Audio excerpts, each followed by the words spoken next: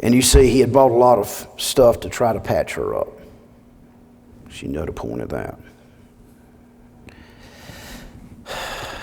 Okay. I'm going to send these pictures around. I'm going to show you some pictures here. I'm trying to screen these pictures of the victim.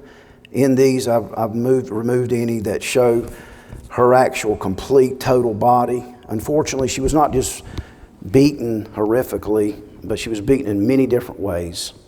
With belts, with rods, with wire, cut wire, which again will come into play here in a minute. She was sexually molested, everything, that could happen from that. She eventually did die from, a traumatic hit to the side of her head that she would not recover from. But everything else had already messed her up. I'm going to pass these around. A couple of these are a little more graphic. I'm only doing this because I want y'all to understand any of us can have a case like this at any time. And why I'm doing this is not the specifics of this case. He was found guilty.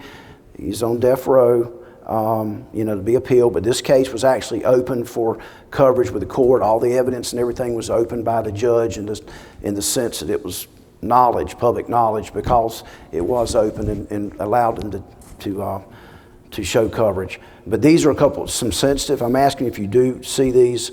The main reason I'm doing that is because you will see in these pictures at UNC. What I'm going to show you here is pictures that were taken at Johnson Memorial Hospital by a camera there quickly before they sent her to UNC. These are taken by the UNC specialists that deal with any kind of child abuse cases. So these are a little more, show you the extent of her wounds. Pretty amazing, her back and her stomach. This guy was horrific. He actually bit one of her nipples off. He did a lot of things to the girl. And again, I want to move on in this, but I want y'all to understand the seriousness of how this can happen and how quickly everybody can get tired, worn out, exhausted, and why we need to learn how to do our job and cover each other. But if you want to look at these, do that and put them back in the folder, please. That way I don't offend anybody. I try not to.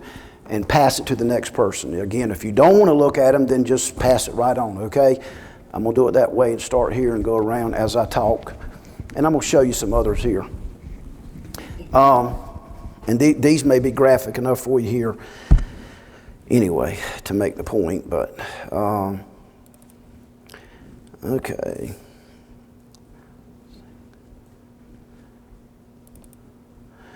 This is Tegan Skiba's, the front of her body, as was taken. What I'm wanting you to know here, of course, is, like I say, she was missing this nipple here. These are some of the scars of her body. You've got bite marks, multiple bite marks all over her body where he was bit. In fact, many of these spots you see here that became grossly infected were human bite marks. As you know, a human bite is a bad thing, right? And so that was what that is. Show you how festered up her sores and how many there were. Do you see the different levels of scarring and repair? It was able to be shown by the doctors that looked at it at really how that it had happened pretty much the whole 10 days he had had her. This wasn't just a one-time lose your mind. Does everybody want to hear what I'm saying? This is random. Did they see signs that he had physically abused her prior to those 10 days? Like heel sprains or breaks, anything like that? No. She did get, he took her surfing about a month or two before that, and I don't want to give an exact date, remember that, and she did get hit hard by the surfboard, but that didn't affect, and they did make sure they clarified that did. But as far as actual physical, he'd hit her mother in the relationship. But as far as physical of anything from him before, That could not have been, that was not documented.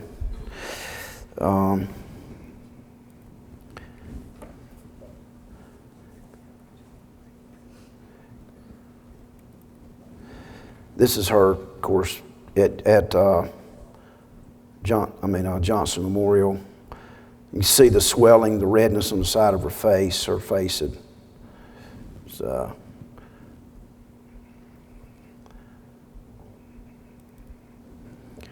this is a kind of a shot of her whole body. If you can see this, the major effect on her arms, the amount that was done to her, the marks on her all over.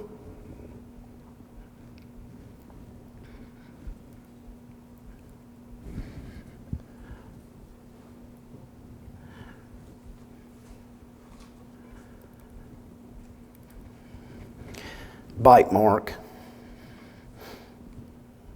which they did show that would be consistent with his bite.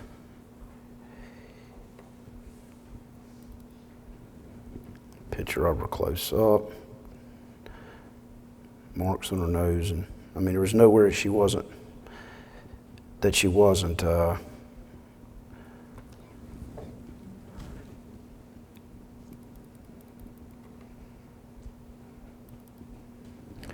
This is when they rolled her over. The other picture does show a much more graphic back. Her back was absolutely destroyed. This is a back shot of her. So.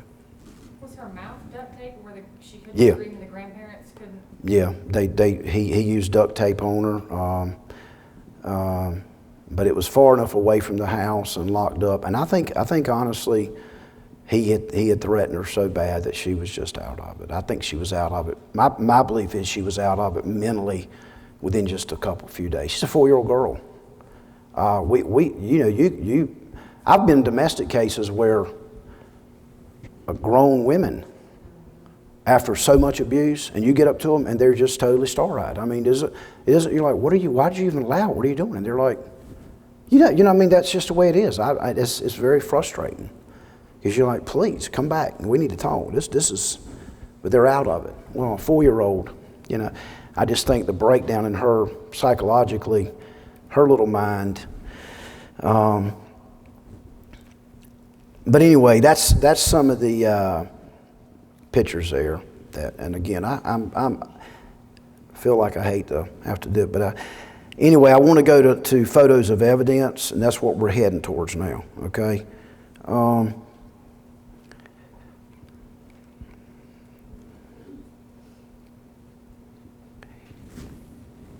And there are lots, and I'm not going to do just a few, but my point is this. Can you imagine how much we had? 200 pieces of evidence just entered in.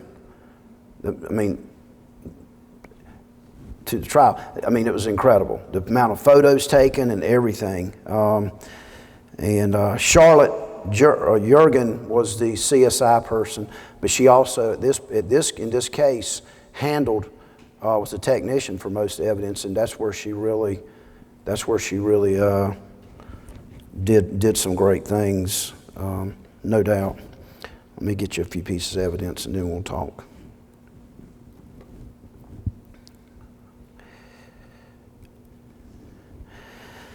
There's some of his underwear. You can see the amount of blood, which was very disturbing, but had blood all over him.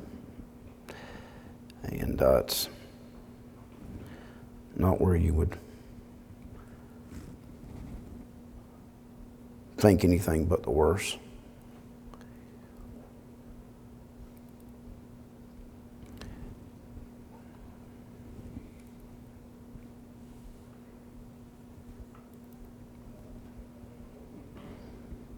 See her pajamas? I mean, have you ever?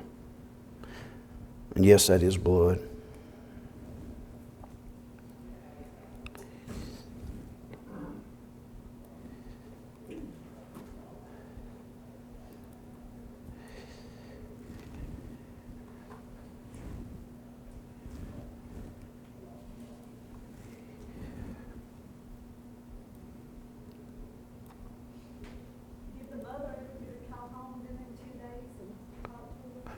He talked to the mother several times.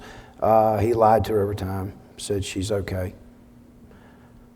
Yeah, she did. And then the last, what's that? She never asked to speak with her daughter?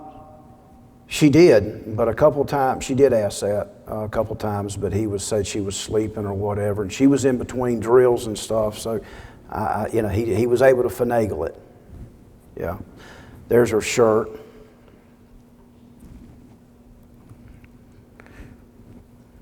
Okay, now,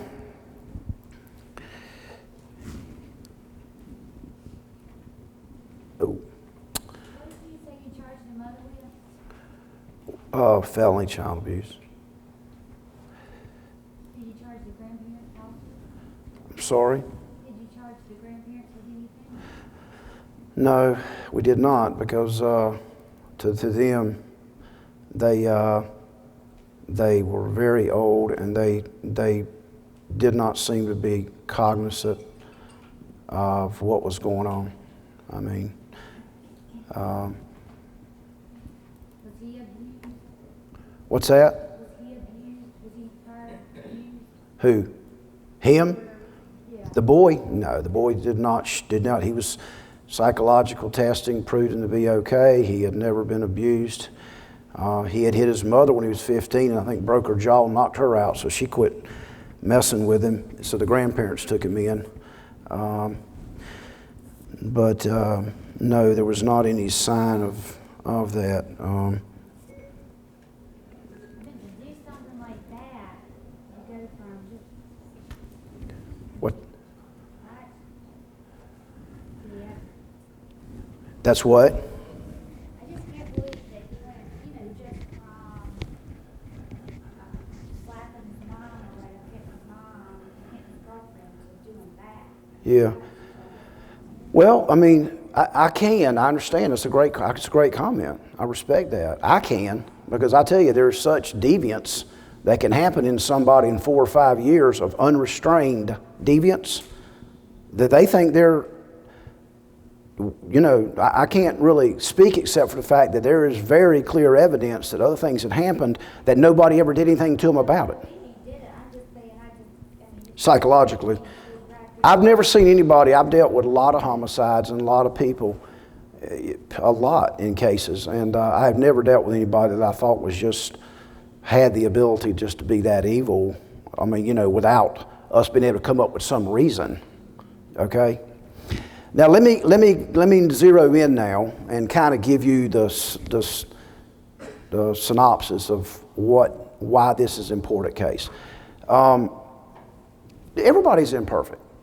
If you're a technician, you might be really good at one thing as a technician, but you might falter in some other area. If you are a street cop, you might be good at tickets and radar and a lot of stuff, but you might not be that good at another area. If you're an investigator, which is what I have been most of my time, some investigators can be very good at detail and looking everything over and staying calm when everything breaks loose. Others are emotional. They're good at getting in somebody's face. They're good at talking to someone, getting to know what they're about, but they may not be that great in detail.